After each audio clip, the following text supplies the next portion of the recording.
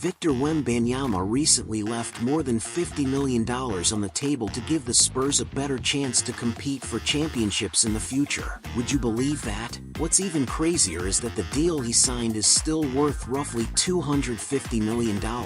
When people first saw the news, their reaction was simple. You call this a pay cut? But the fact is, he could have signed a deal worth roughly $303 million if it included the 30% escalator. Instead, he chose a deal that starts at 25% of the salary cap, without the potential jump to 30%. On the surface, it looks like he only gave up 5 percentage points, but in reality, that decision could shape the Spurs' next decade, because in today's NBA, championships are no longer decided by star power alone. They are also decided by financial flexibility. After the new CBA took effect, the league fully entered the second-apron era. The old Warriors-style roster with Steph, KD, Klay, and Draymond all together is far more difficult to recreate now. Even keeping two max-level stars together long-term has become harder and harder.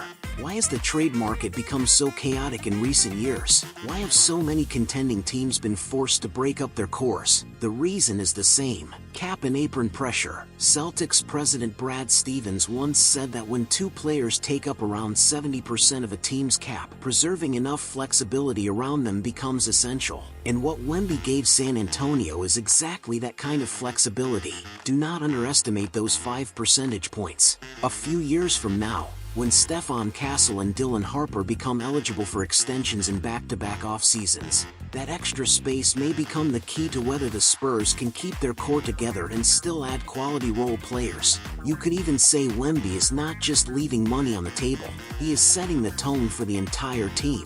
If the best player on the team is willing to take a little less money for the sake of winning, it becomes harder for everyone else to insist on every last dollar. Of course, one team-friendly contract alone is not enough to make the Spurs a championship team.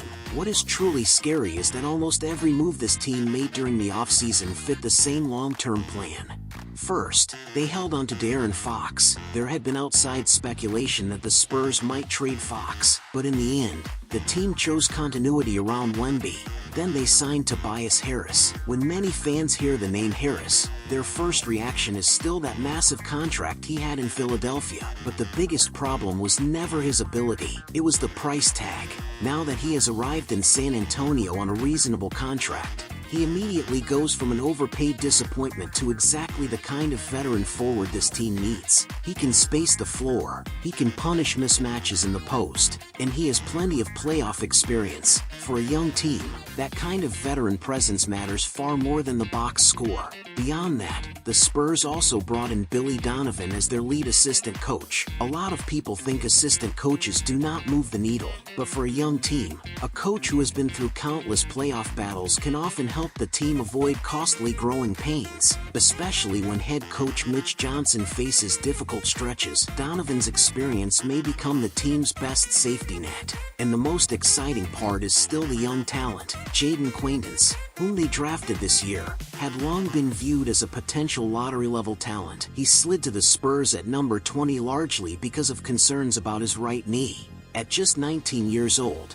he has elite physical tools and defensive upside. If he can get healthy in the future and form a frontcourt pairing with Wemby, that could become one of the most terrifying defensive frontcourts in the league. And do not forget, on the perimeter, they still have Harper and Castle. Both young guards are still growing. So what truly scares other teams is not this Spurs team right now. It is the Spurs 2 or 3 years from now. They have one of the most talented young cores in the league. They have a roster that is becoming more and more complete, and they still have the long-term financial flexibility to keep improving in the future.